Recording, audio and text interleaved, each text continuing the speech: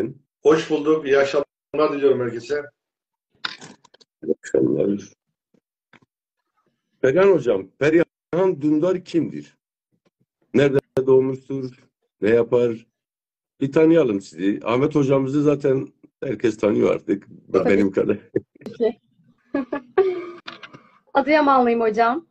Evet, 93 yılında Adıyaman'da dünyaya geldim. 2019'a kadar orada yaşadım. Sonrasında tabii bir İzmir'e yerleştim. Evet. Sosyal hizmetler bitirdim. Aynen, hep çocuklarla iç içeydik zaten. Ahmet hocamla da aynı şekilde Çocuklar Sokakta Solmasın projesine tanışmıştık. Çocuklar vesile oldu buna. Sağ olsunlar. Sonrasında hocam projelerden sonra hastanede falan başladım çalışmaya. Hala sağlık sektöründe devam ediyorum. O zaman başarılarınızın devamını diliyoruz biz de. Teşekkür ederim.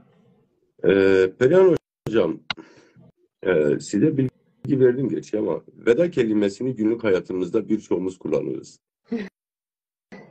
Fakat siz bu veda kelimesini altına on binlerce kelime ekleyip derlediniz. Sonra bir aşk romanı haline getirdiniz. İnsan şunu merak ediyor. Yani en azından ben ediyorum. Neden veda? Vedayı yazarken hangi ruh halindeydiniz? Çok büyük bir spoiler vermiş olacağım hocam kitabımla ilgili. Bu arada göstermiş olayım. Lütfen, lütfen. Veda'yı. Evet, çok Tabii güzel. ilk göz ağrım.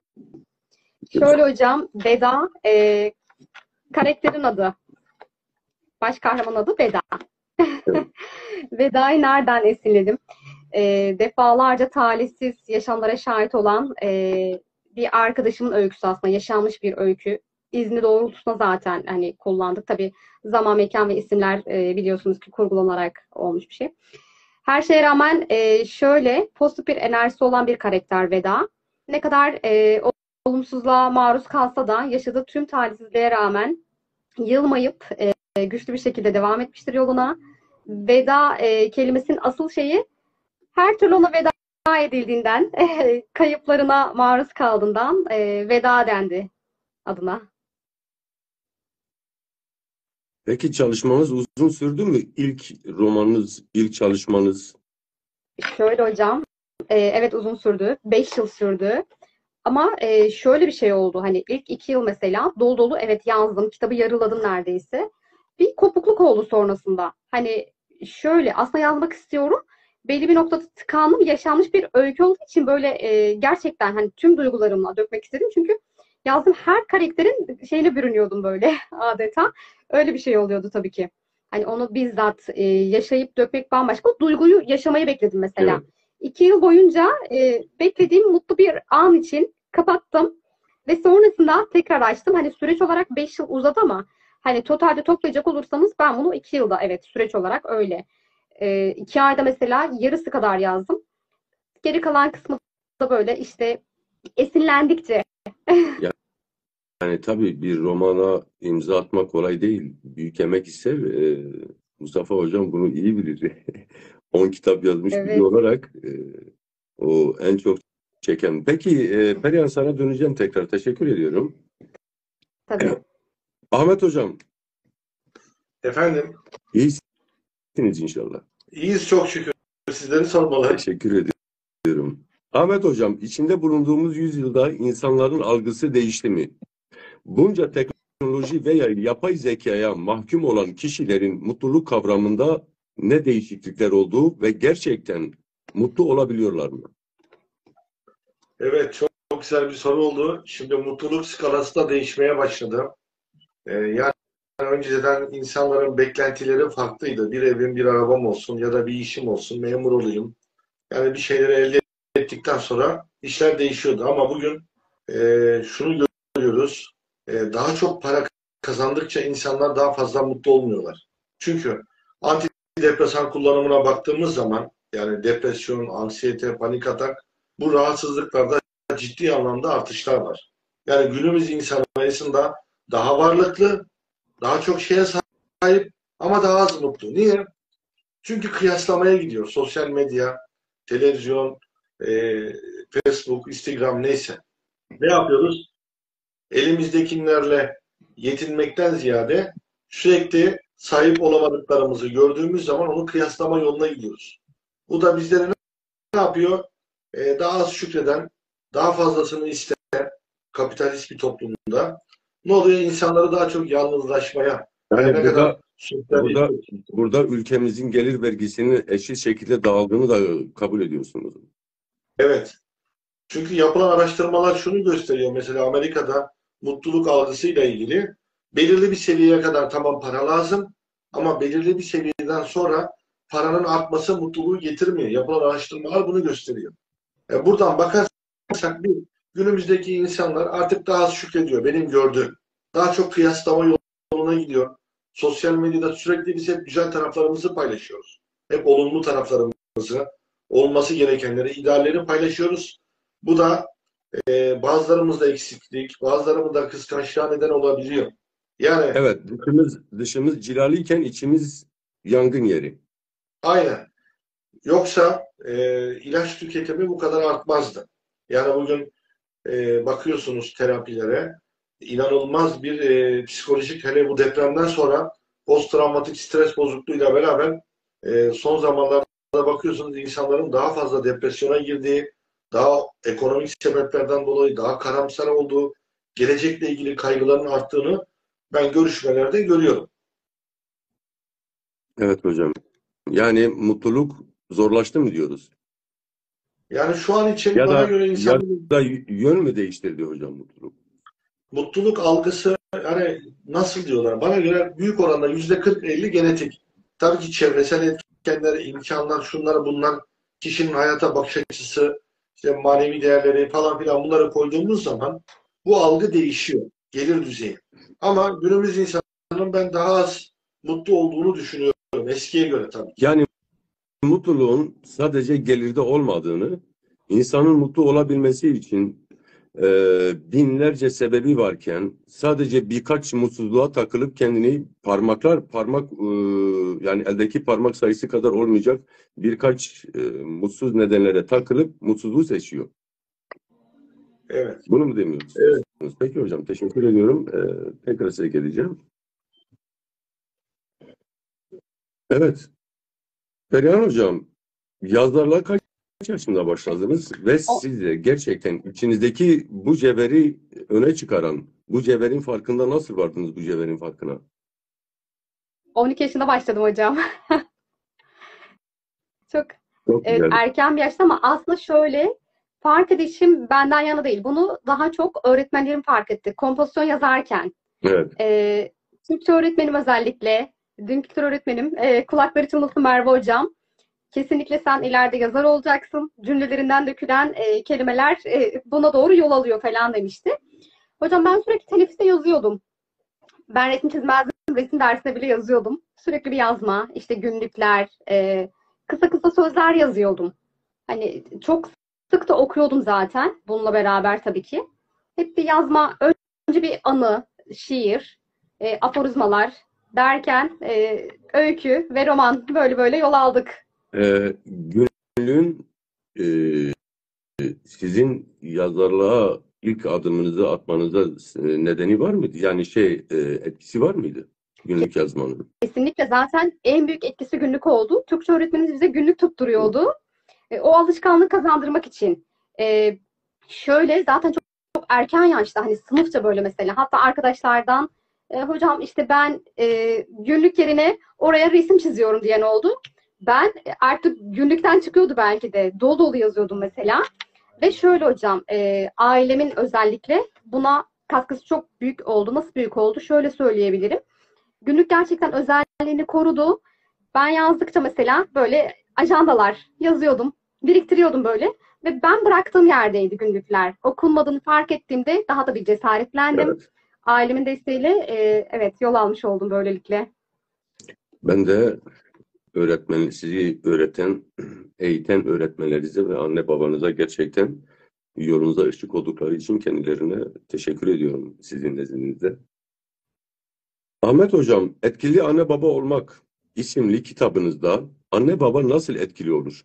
Öyle bir kitabınız var. Gerçekten çok kitap. Bütün eserlerinizi beğenerek beğeniyorum.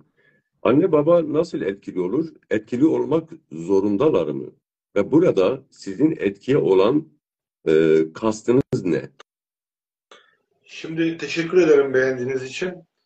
Dünyadaki en pahalı kalem insandır aslında. Hocam bana imzalı kitabınız geldi, beğenmez mi? Teşekkür ederiz. Sağ olun. Yani ben eğitime yatırım yapan bir insanım. 3 tane çocuğum var benim. Allah başlasın. Onlara da yatırım yapıyorum. Kitaplara da yatırım yapıyorum.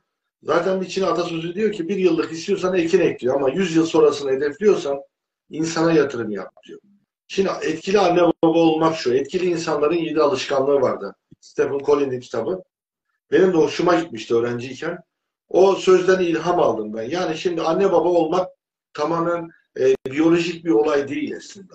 Yani tamam, insanlar belirli bir yaşa, olgunluğa geliyorlar, evleniyorlar ama anne baba olabilmek için bilinçli olmak gerekiyor. Neden?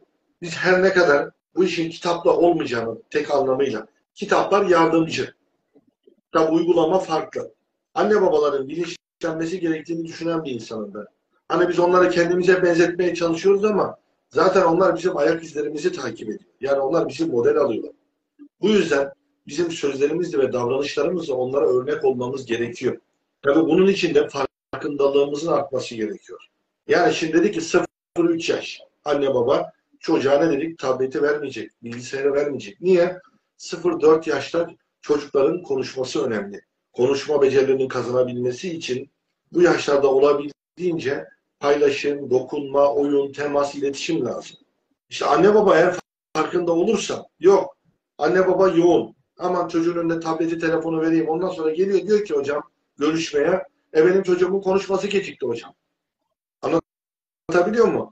Bu anlamda anne babaları biz eğer bilgilendirirsek, bilinçlendirirsek doğal olarak otomatikman sağlıklı ve güzel nesiller ortaya çıkacaktır. Bu kitapta da nelere dikkat edilmesiyle ilgili konuları ele aldık. Mesela ergenlikte nelere dikkat edeceğiz?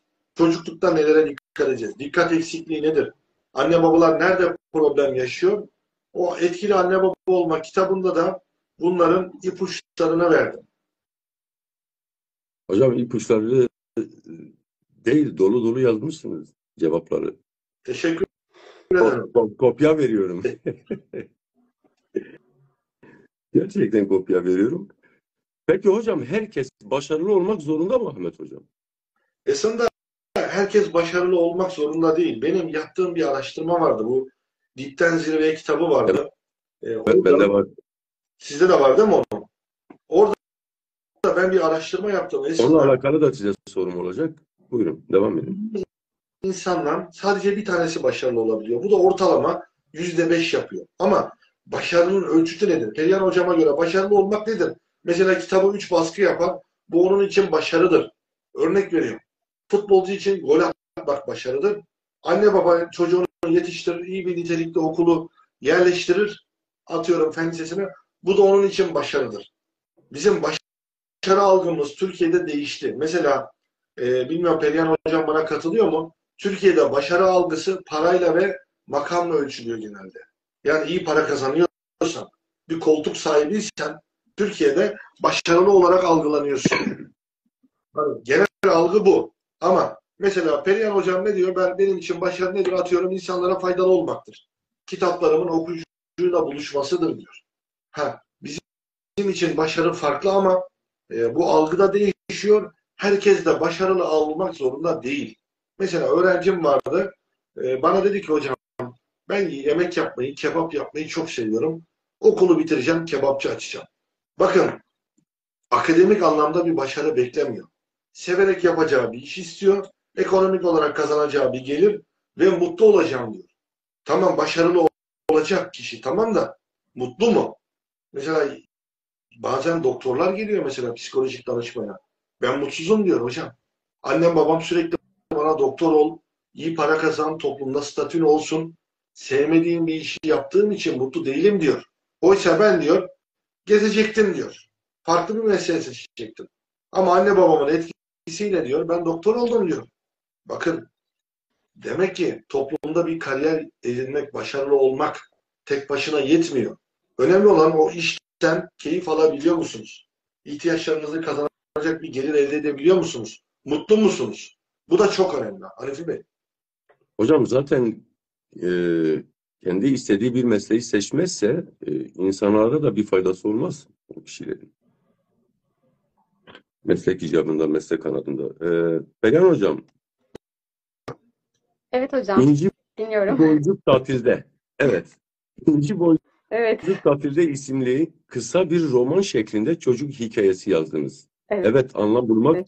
insanın en temel gereksinimlerden biridir. Fakat çocuklara hitap etmek, onlara kitap yazmak büyük bir sorumluluk getirir. Yani ben öyle düşünüyorum. Çünkü onların dünyasına inip onlar gibi düşünmeyi gerektirir.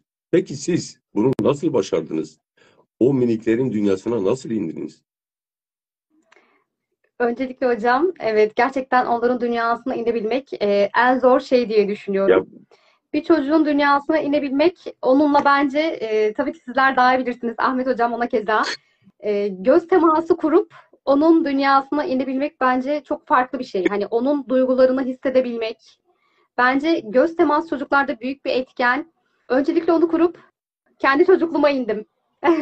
Empati duygusuyla çocukluğuma inmiş oldum biraz aslında bunu yazarak. Evet hani bilinçli olduğum yaşlar işte dediğim gibi 12 yaşta başladım mesela yazmaya. O yaşlarda hissettiğim duygularla da biraz yol aldım. Hani ne hissediyordum? Biraz işte geçmişe inip yine dediğim gibi günlükleri karıştıraraktan hissettiğim duyguları katıp bir çocukla zaten göz teması kurup onların ilişkisine, kalbine nasıl dokunabilirim diye ilk orada anladım zaten.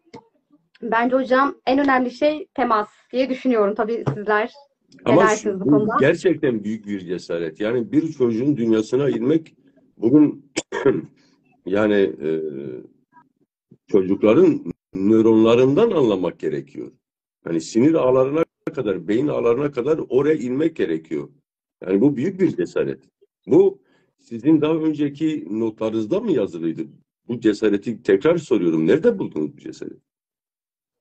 Şöyle hocam, evet zaten notlarımda hep bir şey vardı böyle hani evet günlük yazıyorum ama hiç büyümeyen bir çocuğun öyküsü.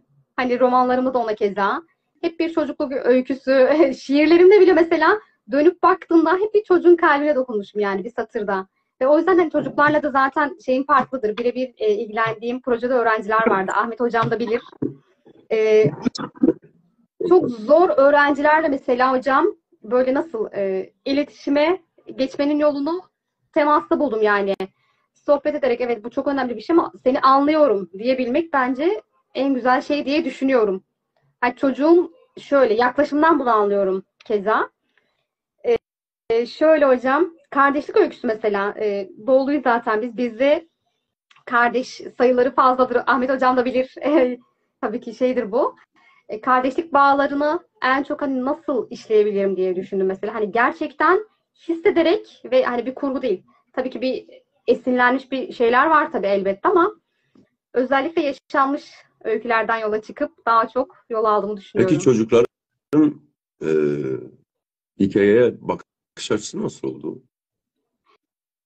Ya şöyle hocam, şimdi imza günlerinde benim daha romanım çıktıktan sonra çocuklar geliyor, bende çocuk kitabı yok. Çocuğa bu kitabı veremeyeceğim. Şöyle bir şey, İşte hocam kolumu imzalar mısınız? Günlüğüm var, imzalar mısınız? Ajandam var, imzalar mısınız? Hep böyle.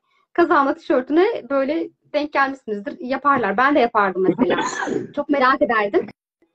Dedim yok bir öykü olmalı ama nasıl bir öykü olacak bilmiyorum. Evet Evet. içinde büyüyen bir çocuk var.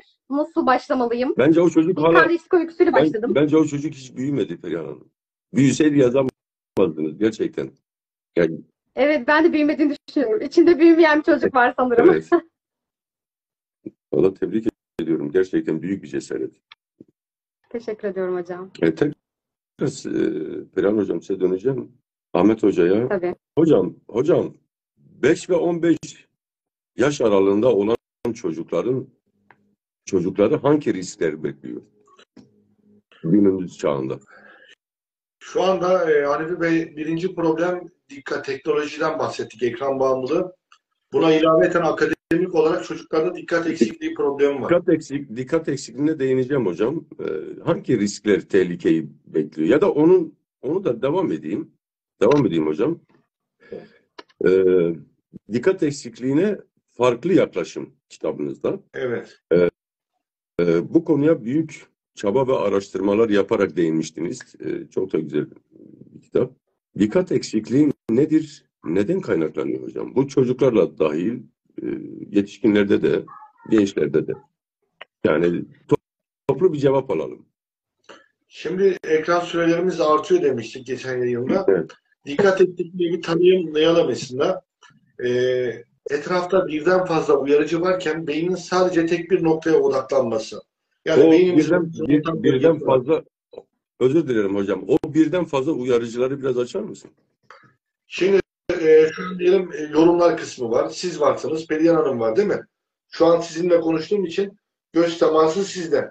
Perihan Hanım ne dedi? İletişimde 3'te 2 oranında gözlerin buluşması lazım. Evet. Sağlıklı bir iletişimde göz kontağından bahsetti değil mi? Orada dikkatle dinledim ben ne anlatıyor diye.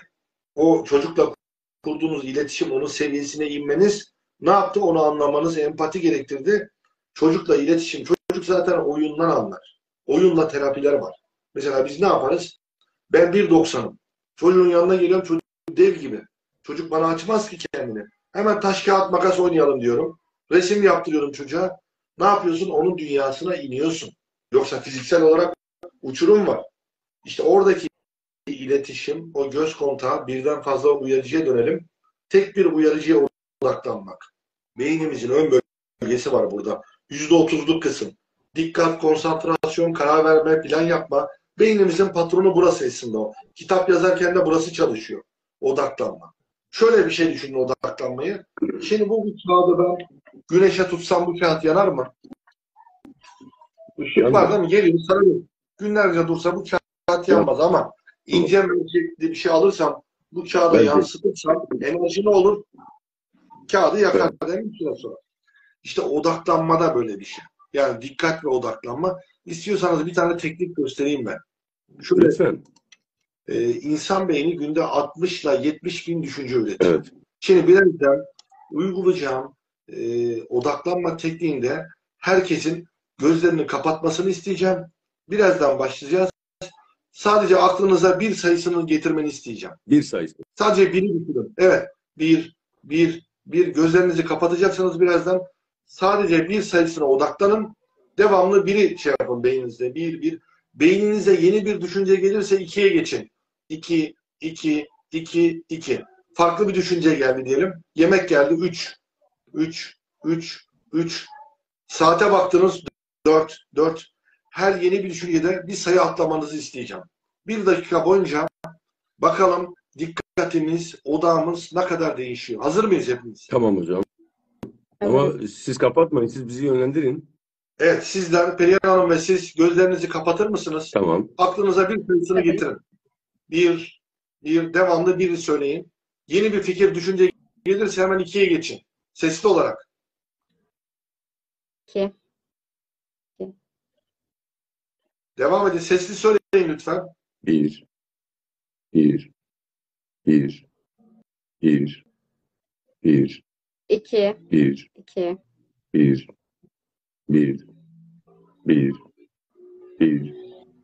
1. Hocam ben beynimi susturabiliyorum. Benimle odaklanmayın. Evet. Perihan Hanım devam etsin o zaman. Ben odaklanamadan 2'lere geçtim hocam. Devam edin. Gözünüzü kapatın. Bir devam edelim 1 dakika boyunca. Tabii. Kapatın gözünüzü. 2. 2. 2. Evet, devam edin. 2. 2. Ben konuşunca bir şey olacak. 2. 2. 2'de Çok güzel. kaldım hocam. Bakın seyircilerimiz muhtemelen ben bunu öğrencilere yaptım. 10'a kadar çıktılar. 1 dakika içerisinde 10 farklı düşünce geldi. Yani demek ki insan beyni günde 60 bin düşünce üretiyor. Bunların 3'te 2'de olumsuz. Biz bir şey okurken, ders çalışırken ne yapıyoruz? Sürekli dikkatimiz dağılıyor. İşte Hanife Hocam dedi bunun sebebi ne? Bir, çok fazla uyarıcı var. Evet. WhatsApp, telefon, sosyal medya, televizyon.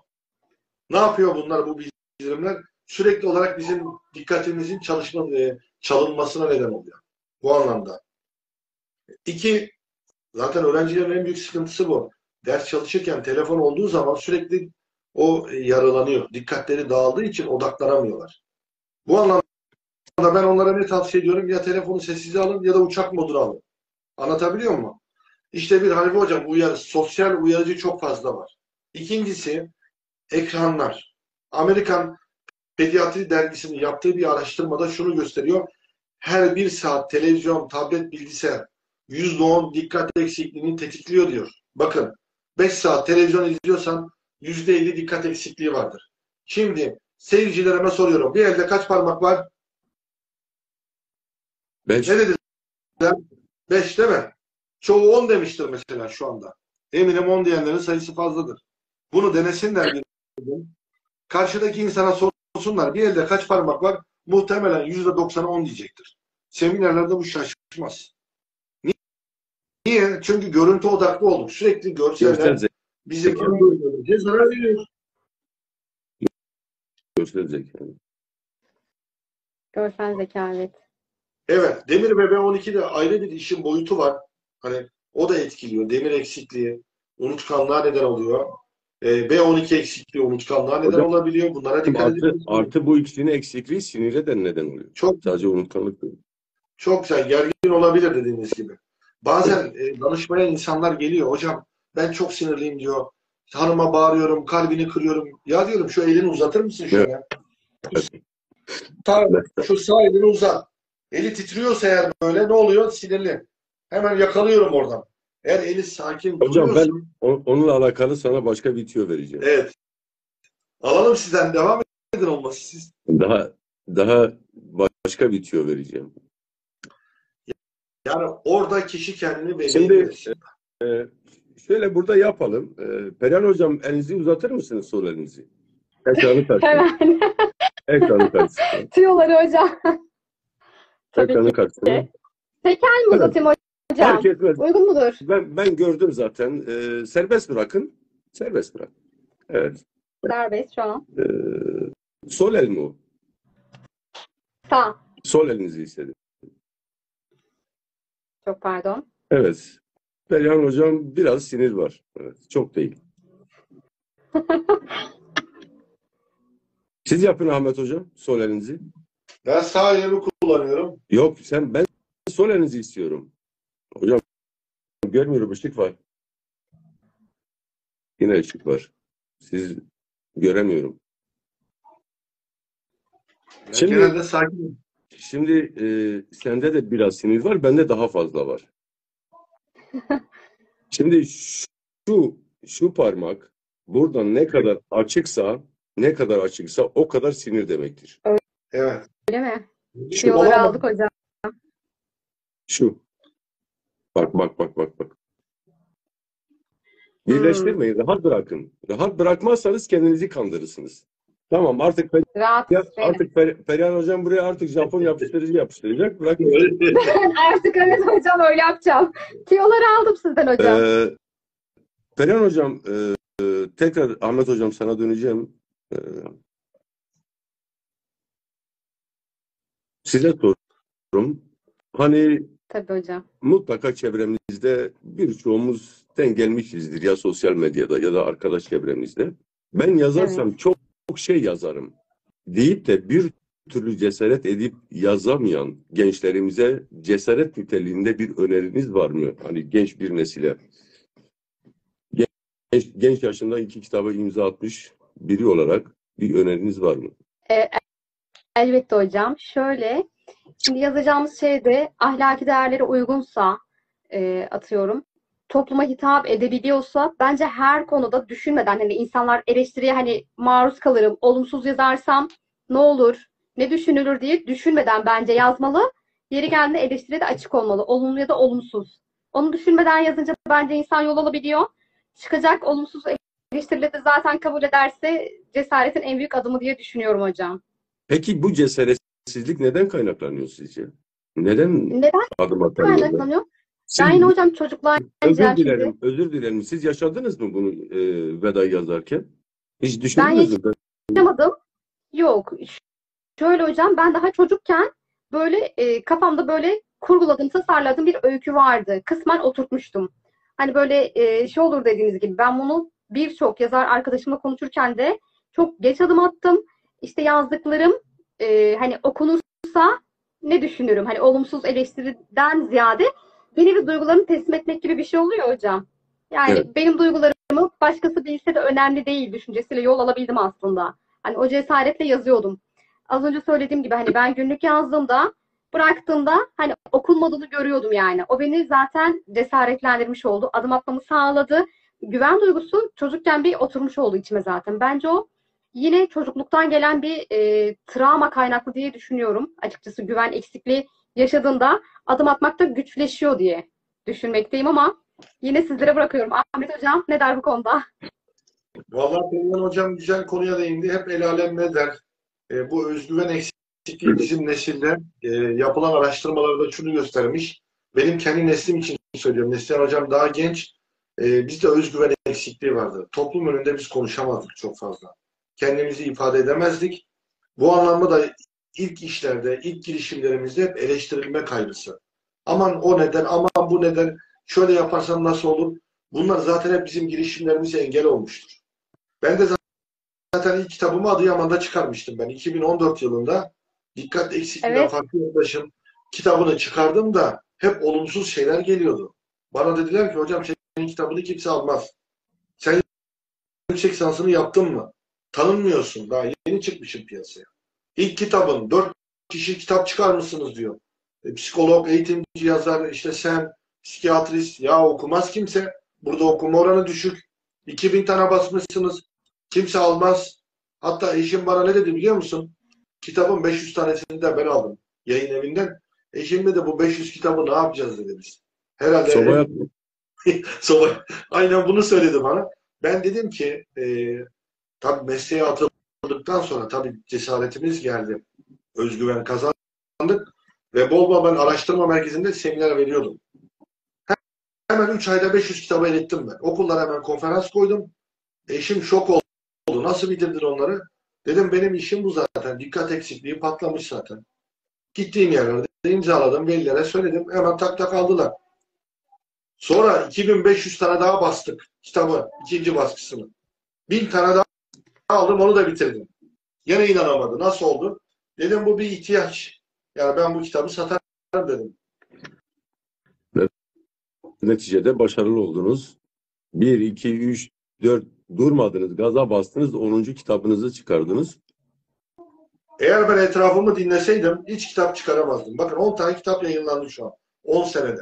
Kendi inandığım yolda azmimle, gayretimle hiçbir siyasi veya cemaatin etkisine girmeden bireysel çabalarımla mücadele ettim. Ha belki yüz binlerce takipçim yok. 15 bin takipçim var. YouTube'da 4 bin takipçim var. Önemli değil. Ben düzenli ve istikrarlı ilerleyen bir insanım. Etrafımın ne söylediğini de çok umursamıyorum. Böyle de bir yanım var.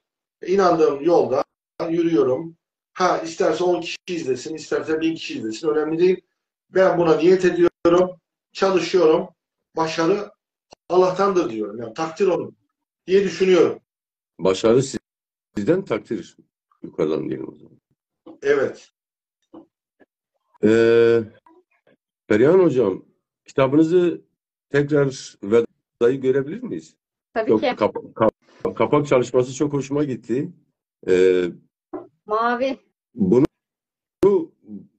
neyse buna benzer ben de kullanabilirim belki. Çok güzel bir şey. Benim kitabımda da ona benzer çok güzel. Gökyüzünü Şimdi çağrıştırıyor hocam. efendim Gökyüzünü çok çağrıştırıyor bende şey mavi zaten. O yüzden. çok şey bendeki romana birebir uyuyor aslında yazdığım romana. Telif hakları bende Ee, hocam. Bir düşüneyim. Kapak tasarımı şimdi için. şöyle bir şey soracağım. Perihan Tabii. Hocam, yarın YouTube'da da paylaşacağımız için bu videoyu Evet. izleyicilerimiz kitabınızı nerede bulabilir? Şu an piyasada var mı? Yoksa ikinci baskıyı mı bekliyor? Var hocam. Diyanar'da ve tüm kitap satış noktalarında mevcut zaten. Diyanlarda da var. Şöyle, tabii Diyanar'da da var. Belli aynen satış mağazalarında zaten mevcut. Kırmızı Kedi Diyanar. Şöyle mesela İzmir'de birçok kitap evinde mevcut Karşıyaka'da. Doğu'da tabii deprem biliyorsunuz oldu. Orada tüm kitapçılarda, Malatya'da mevcut zaten. Doğu için konuşuyorum yine. Elazığ'da. O bölgede zaten yayın evim dağıttı. Orada var. Trendyol'da her yerde bulabilirler. Tüm kitap satış noktalarında aynı şekilde İnci Boncuk'ta yer almakta hocam. Onu da Diyanar'da bulabilirler değil mi? Tabii. Evet. Diyanar'da her ikisi de mevcut. Hangi yayın evini kullandınız? Onu da söyleyin bari. Hiç olmazsa onu da tanıtalım. Ritim Plus hocam. Şöyle İnci Boncuk Ankara'da çıktı. Ritim Plus yayınları adı altında Benekli Kedi. Öykü kitabımız o şekilde çıktı. Veda'dan zaten şu şekilde hocam. Gördüğünüz gibi. Yine Ritim Plus yayınları adı altında kendi şeyiyle çıkmış bulundu. Her yerde mevcut. Bu arada pazar günü İzmir'de imza günüm olacak. Başarılar Sizleri de diliyorum. bekliyorum hocam. Başarılar diliyorum. Gerçekten Teşekkür ederim. yaz mevsimini bir haftalık oraya kaçmayı düşünüyoruz. Ahmet Hoca ne dersin? Kesinlikle hocam. Sen de Şimdi benim ailemiz burada zaten. efendim? Buca'da. Çocukluğum da orada geçti, İzmir Buca'da. Öyle mi? Evet. İzmir'e çalışma yapamadım. Ben Perihan Hocam şanslı. İzmir entelektüel bir yer. Yani bu tür sanat, spor, edebiyat alanlarına açık bir alan. İnşallah Perihan Hocam başarılı olacak, devam edecek inşallah. İnşallah. Teşekkür ediyorum hocam. Ahmet Hocam, size son soruyu soracağım da bir son sorum da Perihan Hocam'a var. Evet. Ahmet Hocam, yazarlığınıza başarılı olduğunuz kadar psikoterapi seanslarınızda da çok başarılı olduğunuz aşikar. Peki seanslarınıza odaklanmaya katkı sağlayacak değişik bir öneriniz, bir metodunuz var mı? Şimdi bizim Beklemediğiniz bir okullarda, yerden geldi. evet, okullarda psikolojik danışma daha çok zor. Niye zor biliyor musunuz? Şimdi aileyle, öğrenciyle görüşürken dışarıdan problem gelebiliyor. Yani kapınız aşina olabiliyor. Yani psikoterapi değil de daha çok rehberlik ve kısa süreli psikolojik danışma. Yani çözüm odaklı kısa süreli psikolojik danışma dediğimiz seanslar olabiliyor milli eğitimde. Psikoterapi işleri biraz daha derin. Yani biraz daha profesyonel yürütülmesi lazım. Bunun için de uygun ortamın oluşması gerekiyor. Yani dışarıdan sizin rahatsız edilmemeniz gerekiyor. Telefonla olsun, öğrenci tarafından, veli tarafından veya başkaları tarafından sizin kişisel tecrübelerinize dayanarak oluşturduğunuz bir teknik var. Atıyorum. Yani kimileri yangı örnek alır. Atıyorum. Kimileri şema terapi, kimileri bilişsel davranışsal terapileri, kimileri de bunları harmanlar. Kendi kişilik yapısına uygun yaklaşımlarını uygularlar. Bunun için Şu an ben şema terapi üzerinde çalışıyorum. çok güzel. En son rehberlik araştırma merkezinde konumuz şema terapiydi.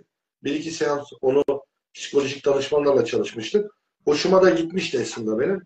Benim beğendiğim yaklaşımcılar var. Mesela yangı ben beğenirim mesela. İnsanların karanlık yönleri, işte bilinmediği yönler, bilinlik yönler, bir de farkında Hocam, olmadığı yönler var. çok şeyler ortaya çıkarıyor. Benim seanslarımda çok işime yarıyor. Yani öz kabulden başlıyor zaten. Çok Değişik güzel. bir kitap.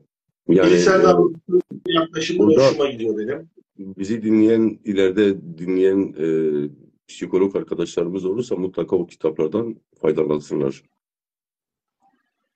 Eğer arkadaşlarımızın böyle bir psikolojik danışmanlık, pedagog veya psikiyatri ilgileri varsa bizleri takip etsinler. Zaten biz zaman zaman psikiyatristleri de alıyoruz, psikologları da alıyoruz, yazarları da alıyoruz. Alacağız inşallah. Buradan soruları varsa, problemleri de olabilir. Bize özelden ulaşabilirler. Yardımcı olmaya çalışıyoruz. Bazılarını biz alıyoruz, bazılarını yönlendiriyoruz. Eğer tıbbi bir şey varsa ilaçlık, destek sağlamaya çalışıyoruz. Ahmet Hocam, eklemek istediğiniz bir şey var mı? Çok fazla teknik konulara hani boğmak istemem. Yani beni dinlediğiniz için teşekkür ediyorum. Perihan Hocam'a bırakalım son sözü isterseniz. Evet, Perihan Hocam'ın hiç konusu dışında bir uzay bilim sorusu soracağım. Hocam bildiğim yerden olsun diyormuşum. Benim de Ahmet Perihan, hocama sonradan soracağım bir sorum olacak. Perihan Hocam, önce yetişkin ruh halinde Veda romanını yazdınız. Evet. Sonra yetişkin ruh halinden çıkıp çocukların dünyasına indiniz. Çok merak ediyorum. Bundan sonra kitap yazarsanız hangi ruh halinde olacaksınız? Bir hedefiniz var mı? Başka bir ruh haline de bürünebilir misiniz? Evet hocam, şöyle aslında bu konuda sizlerin de desteğine ihtiyacım olacak özellikle. Doğu Batı kültürü üzerine yazdığım bir romanım mevcut ve psikoloji ağırlıklı. Böyle tabii ki dediğiniz gibi hani yetişkin ruh halinden çıkıp çocuğa bürünmek aslında benim için zor olmadı. Çünkü dediğim gibi daha önce de içinde büyümeyen bir çocuk var ve daha karakteri de aslında az buçuk öyle büyümeyen bir çocuk kalbine sahip. E, Dediğim gibi hocam romanımda psikoloji üzerine yazacağım. Tabii ki biraz farklı gibi gözükecek ama Doğu Batı kültürüne değinerekten aslında orada tam çıkarmış olacağım diye düşünüyorum. Yani karmaşık bir kitap olacak. Karmaşık bir, evet zor bir şey olacak, roman olacak aslında. Çalışma zor olacak.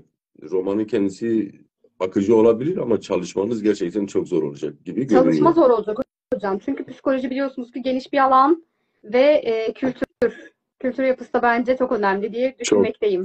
Kültür, kimlik çok önemli burada. Perihan Hocam, onlara değineceğim.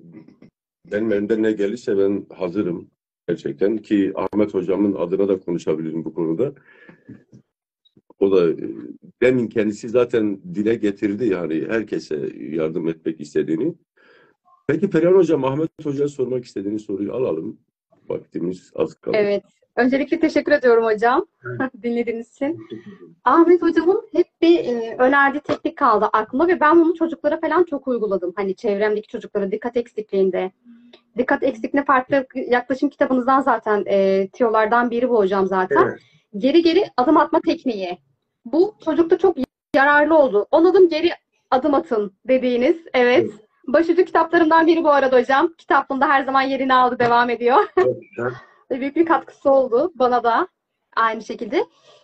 Aynı tekniğiniz yetişkinler için de geçerli midir? Hani geçen gün yeni bir canlı yayınınızda şunu söylediniz. Hani geri geri adım atıp yürüdüğümde sahilde atıyorum. Ya işte ben yürüdüğümde insanlar ne düşünür? Ben onu düşünmeden ben yürürüm. Geri adım atarım. Yeter ki bana bir katkısı olsun. Benim için ya da herhangi bir yetişkin için de aynı teknik geçerli midir? Çok güzel. Geçen yayını takip etmişsiniz. Birkaç öneride daha bulunur mu farklı olarak? Lütfen. Tabii ki. Evet. Geri geri yürüme olayı beynin istem dışı zorladığını, dikkat ve hafızayı arttırdığını söyledik. Hani boş bir alanda 100 adım geriye yürüyebilirsiniz. Yeter ki siz insanların ne düşündüğüyle ilgili kaygılar taşımayın. Şimdi bir teknik yapalım o zaman. Perihan Hanım, dikkat çalışması yapıyoruz. Şu an özel seanstasınız atıyorum. Sizden 50'den itibaren dörder dörder geriye doğru saymanızı istiyorum. Bakın. Değişik bir taktik. Hemen 50. Hocam hemen değiniyorum. Matematiği çok zayıflıyor hocam. 26. Edebiyattan. Biraz daha kolaylaştıralım o zaman. Ben sayayım. 30'dan itibaren ikişer geriye doğru sayalım. Karışmasın böyle heyecanla beraber. 30. Geriye doğru sayıyoruz. Geriye doğru. 30. Tamam. 28. 50'den başlıyoruz hocam. 30'dan ikişer geriye doğru Çok pardon, evet. Tamam 30. Başlayalım hocam. 28. 30, 28, 26, Evet. 24, Çok güzel. 22, Evet. 20, Tamam. 18, 16, 14, 12, 10, 8, 6, 4, 2 ve 0. Çok güzel. Bakın hemen bir teknik yaptık değil mi? Geriye doğru yürüme dedik. Geriye doğru ritmik sayma yaptık. İstiyorsan birkaç numara daha göstereyim mi ben? Dikkatle ilgili mesela. Tabii. Hemen mesela oturduğumuz yerden beyin loblarını çalıştıran hareketleri yapalım. Şöyle. Yapın lütfen ellerinizle uygulamalı. Dikkat çalışmalarını yapıyorum. Şimdi sizden şunu istiyorum. Sağ baş parmağınızı ve sol serçe parmağınızı aynı anda oynatmanızı istiyorum. Beyin lobları çalışsın. Sağ baş Hayır. parmak, Diğer. sol serçe parmak. Perihan Hanım diğeri. Sen ikisini tek elde oynatıyorsun. Senin kabloları yakacağız. Bak şöyle. Yani hocam yapsın. Şöyle. Hadi senin birinize yapsın. Şimdi Tamam. tersini yapıyorum. Okey Sol hocam. baş- Tersten başlıyorum. Sol baş, sağ serçe. İlk başlarda zor. Sol baş, sağ serçe. Evet. Tamam. Ha, Değil mi? evet. Evet. Bakın sol elimle üçgen çizeceğim. Sağ elimle kare. Aynı anda sol elimle üçgen. Bakın sağ elimle kare. Hop. Kare. Evet. Ne yapıyorum? Şu anda beynin iki lobunu çalıştırıyorum. Dikkati arttırıyorum şu an ben. Evet. Hemen farklı bir numara yapalım. Sol elle 0 yapın lütfen. Sol elle 0. Yaptım. Sağ elle de Devam edin. 8 yapmaya çalışın. Sağ elle 8. Aynı anda yapın. Aynı anda yapmaya çalışın. Oluyor mu? Karıştı. Heh, çok güzel. Şu an aslında siz ne yapıyorsunuz biliyor musunuz? Beyni şu an zorluyorsunuz. Daha numaralar var. Çok uzatmak istemiyorum. Kitabın içinde de egzersizler de var. Eğer çocuklarıyla ilgili dikkat problemi, odaklanma sorunu yaşayan seyircilerimiz varsa, bakın çocuklarda dikkat güçlendirme egzersizleri. Profesör Doktor İbrahim Tanrıkulu ve Ahmet Alparslan. Bunlar temin edebilirler. YouTube videomuz var. Ahmet Alparslan Eğitim ve Danışmanlık. Dikkat egzersizlerini yapıyorum ve anlatıyorum orada. Devam edeyim mi yoksa yeterli mi? Vallahi hocam eklemek istediğiniz varsa dinleriz. Evet, varsa aynı şekilde hocam söyleyecektim. Eklemek istediğiniz bir şey varsa. Var, farklı numaralar var da şimdi insanları da çok da hani sıkmak istemiyorum. Daha egzersizler devam ediyor. O Ben zaman eğitimlerde veriyorum o zaman öğrencilerim. o zaman Ahmet hocam bir dahaki yayınımıza saklayalım onu. Evet. O teknikleri. Peki eklemek istediğiniz bir şey var mı? Perihan hocam, Ahmet hocam ekstradan.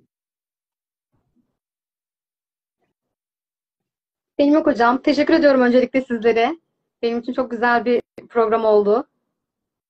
Bizim için de öyle oldu. Biz de sana teşekkür ediyoruz. Ahmet hocam Vallahi eklemek hocam istediğiniz. katıldığınızda sevindik. Perihan Hanım'la biz en son Adıyaman'da Çocuklar Solmasın projesinde 2014 yılında mıydı? Orada beraber çalışmıştık. Evet. Onlar üniversitedeydi. Ben onlara, öğretmenlere koçluk eğitimi veriyordum. Üniversitede okuyan öğretmenlere. Bakın bugün kader bizi burada buluşturdu. Evet. Kesinlikle. Çok teşekkür ediyorum tekrardan. Dünyada Ve iyi ki diyorum yolumuz kesişti. Katkılarınızdan ötürü ayrıca teşekkür ediyorum. Biz teşekkür ederiz. dünyada tesadüf diye bir kavram yoktur. Yolunuz açık olsun. Yeni çalışmalarınızda ikinize de başarılar diliyorum. Başka bir yayında yine görüşmek üzere. Kendinize çok iyi bakın. Geceniz güzel olsun. Teşekkürler. İyi akşamlar. Görüşmek Sağ üzere olun. hocam.